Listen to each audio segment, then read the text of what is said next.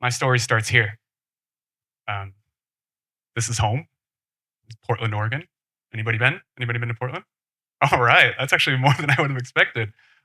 It's beautiful, right? It's gorgeous. Um, there's actually a place called the Columbia River Gorge, and it is as gorgeous as you would think. I grew up in a little town called Oregon City, kind of off to the right there, maybe 20 minutes outside of this downtown core. And my story starts here, but it always, as always, the stories start with those that came before us. My mother was the daughter of a commercial fisherman, and she came from a really difficult home, really, really poor, um, violent, unfortunately.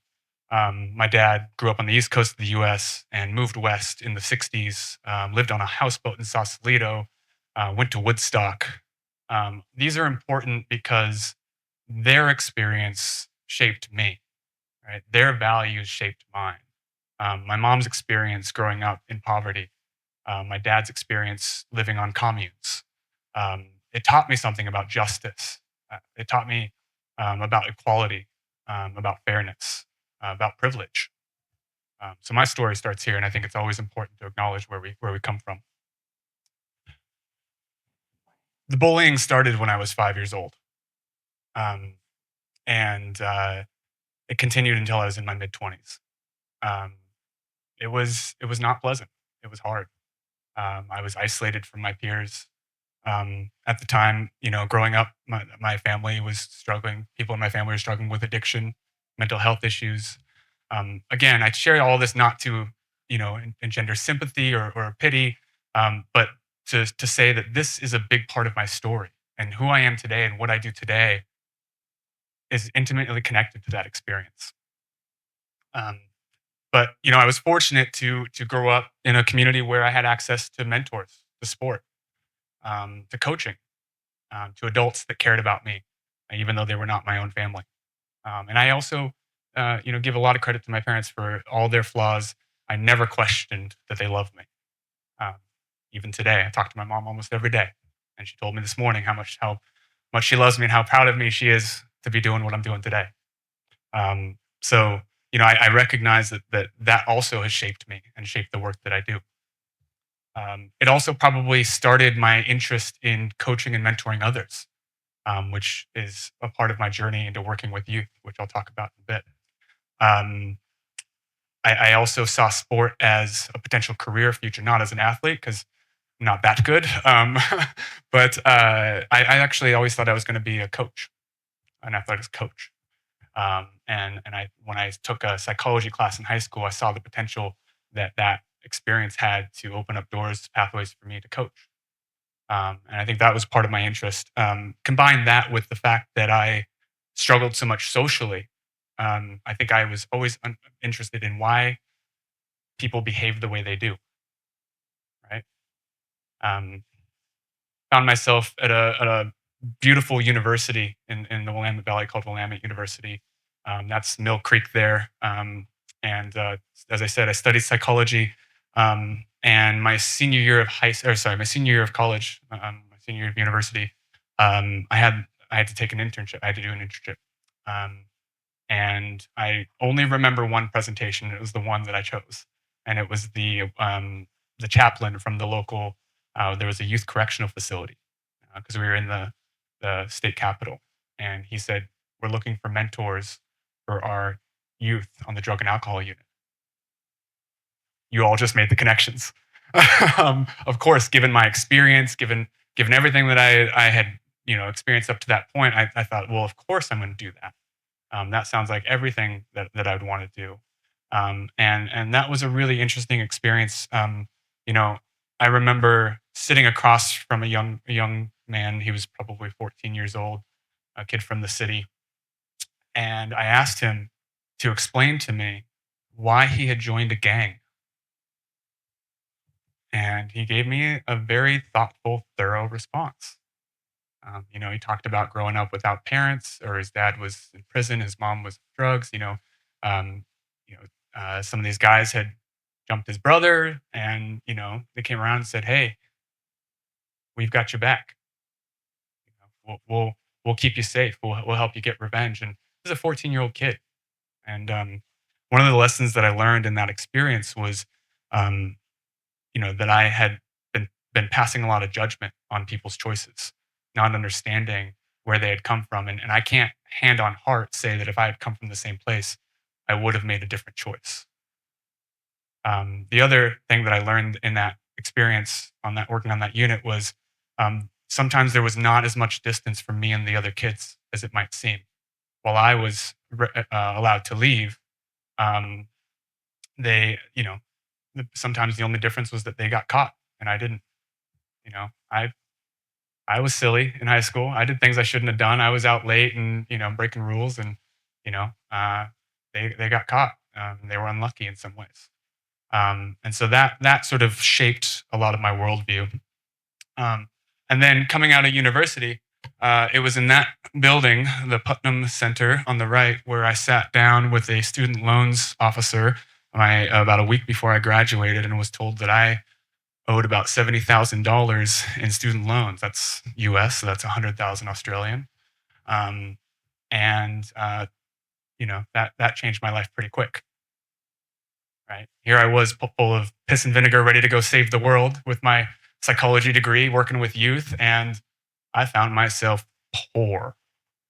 Not only was I poor, I was very, very poor. In my first job out of uni, I was trying to make money. I was working retail, making $11 an hour, working part time. My student loan payment was $550 a month. Um, it's twice the amount of my rent. Um, and these were what I refer to as the lean years. I was riding my bike in the rain because, for those of you that have been in Portland, it's very wet, very gray, very rainy. And I rode my bike to and from work, and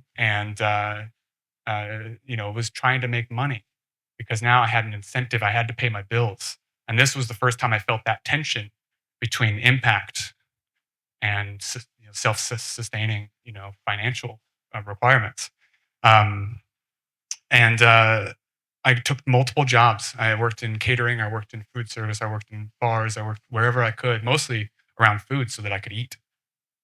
Um, and was fortunate to be able to do that. I worked hard, um, but I felt the pull to continue working with youth because while I was doing all that work, I was deeply unhappy. And one of the things that I've learned since then is that the happiness research tells us that in order to one of the components of health and well-being is being a part of something bigger than yourself.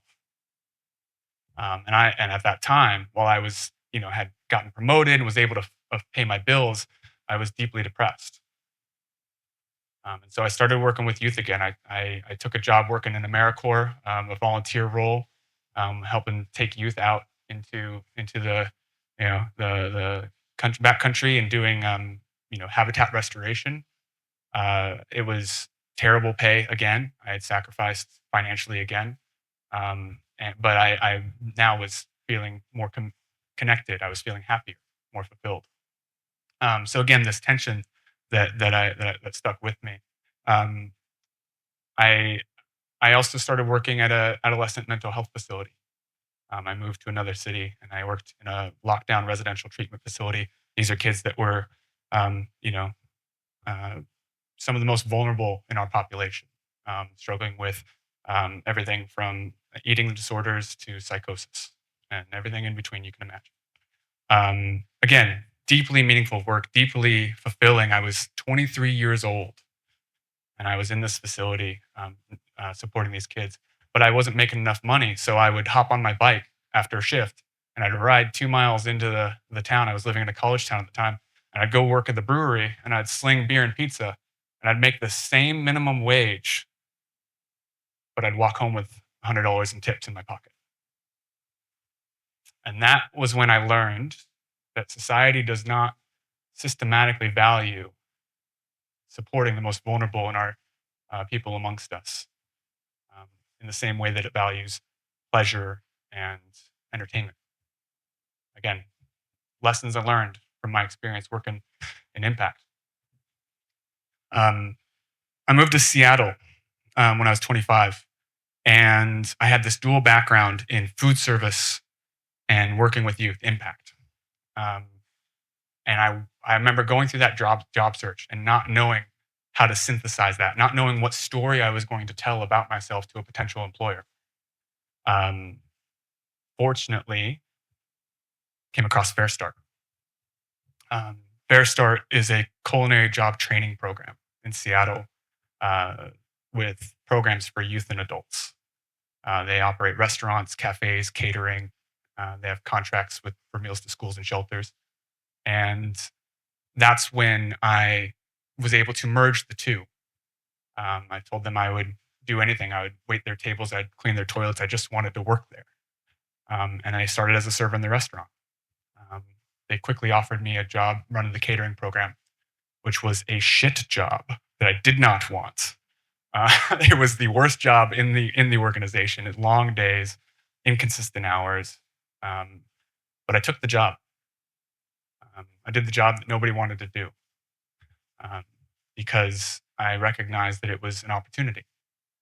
Uh, Fortunately, in the course of that year, I told them I committed to a year. I said I'll do it for a year, and in that year, the catering business, which was the largest revenue driver of the organization, grew 40% year over year. Um, at the end of that year, I had built relationships with everybody from all across the organization because we catered for all the different teams, the executives, the board, politicians that came through. My network was growing, and when there was an opportunity to work for the vice president of social enterprise, the CFO had put my name forward, um, and I was very lucky to have her as an ally. Um, I met with the vice president of social enterprise, and he slid a folder across the table that said "top secret" or "confidential." Maybe it was confidential. Not top secret's a little too far. Um, and he said, "This is what we're working on." And I opened it up, and in that folder were the plans um, for a small local bookstore in Seattle called Amazon was building out its global headquarters all around us. And the global head of retail used to eat in our restaurant. And so they reserved a space for us, and it ended up being a $35 million write-off or in-kind donation contribution to Fair Start. $35 million US, which is 50 million Australian. And we launched 5 new businesses, 2 new training programs, and hired 150 FTE in 6 months. Thank you. Thank you. I'm conscious of time, so I'm going to move forward. Great experience. Ended up working all across the operations, rolling out enterprise data reporting software, not because I had any sort of expertise in data, but because I was the only millennial in the room. And then, as it happens, the businesses started to fail. My relationship failed. My parents got divorced. And I was 27 and still poor and not sure what to do. Fortunately, somebody that I knew had passed me a book called Transitions. And what it talked about was this idea that in our society, in our culture, we move from one thing to the next, always planning our next step because we want the security.